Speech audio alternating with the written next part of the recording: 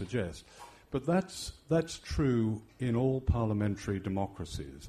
The major parties in the UK have absorbed the racism of the National Front. We've had this horrific situation in Norway. Now, we're hearing a lot about peaceful little Norway. Well, nonsense.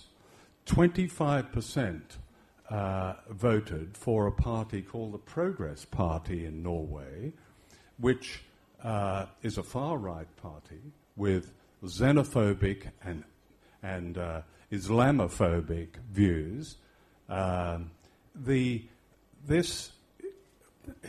What I would call, and it applies to Australia, an Islamophobia, certainly in Europe is extremely dangerous.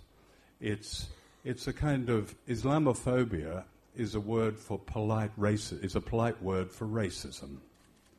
And it's not all that dissimilar for the kind of thing that was built up against Jewish people in Europe during the 1930s. The circumstances are different, but if you took the word Islamophobia and replaced it with anti-Semitism, none of this would be allowed now. None of this kind of the kind of messages that we get from our own government in this country about refugees, the treatment of refugees, are not dissimilar from the messages that have gone out in Norway, other parts of Europe, and other Western countries. In other words, it has a license. It's being allowed. Well, that's one of the things that Howard did. And during those grim years, he gave us a license, and via his attacks on political correctness, to say foul things in a way that we'd learned better manners, basically.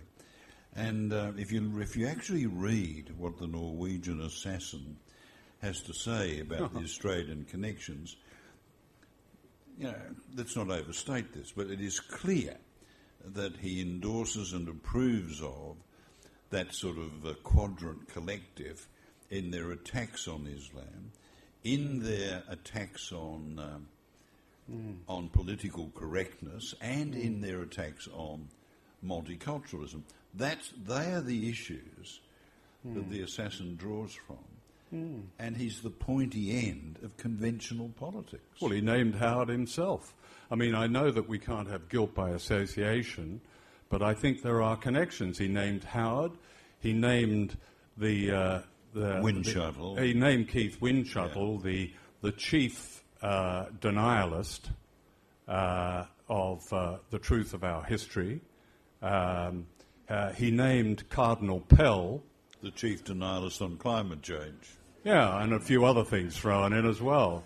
And he named people who inspired him, who have taken an extreme position, but we don't have our mainstream, that is our mainstream media or our mainstream discourse, have not recognized them as extremists. And they are extremists.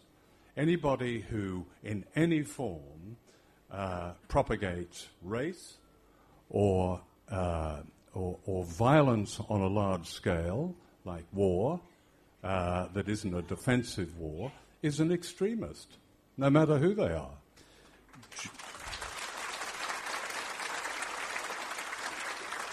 John, you and I wrote endlessly on the issue of Iraq and